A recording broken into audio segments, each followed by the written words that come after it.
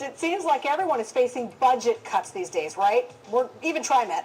Tonight, a tough question. Why are some bus lines with plenty of riders getting cut while others with only a few remain? Is there a money angle to this that has nothing to do with ridership? Pat Doris has that in tonight's hot story. Pat, a good one. Well, yeah, it is, Stephanie. And, a lot of people wonder about that. They accuse Trimet of cutting some lines with high rider numbers while keeping those with lower rider numbers just so that they can get money out of businesses they tax along those outlying routes. Trimet says that is not the case. On Northeast Fremont Avenue, the 33 bus is packed during the commute and even carries a half dozen riders during the quiet midday. But this is one of the bus lines Trimet wants to cut as it tries to slice $13 million out of next year's budget. Do you have a region?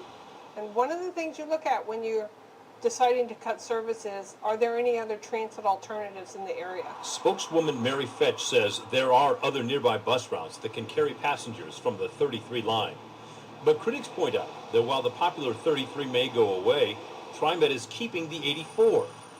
4 buses a day carry just 15 people between Gresham and Boring. Obviously, we're out here where the 33 goes by, which is a pretty heavily used line, and they're planning to cut it out completely.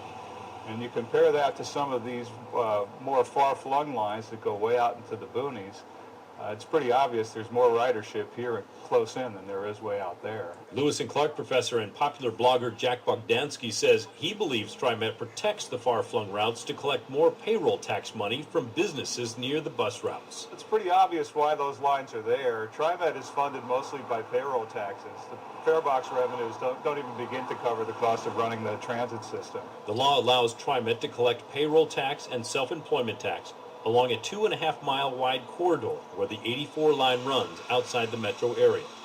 But the spokeswoman says that is not a deciding factor in protecting the distant line. I would say no. I don't think we look at how much tax versus how much service they get. They get very minimal service. It's really about that essential connection. Still, as the agency debates cuts over the next 90 days, Bogdansky and others worry how it will fund its future expansions. One thing that I think Trimet needs to take a look at is all the expansion they're doing.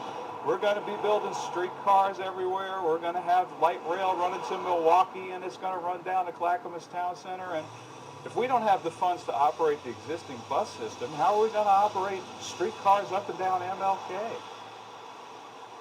The agency is now taking public input. It says it welcomes your comments. You can email them. We've got it there on the screen. Comments@trimet.org.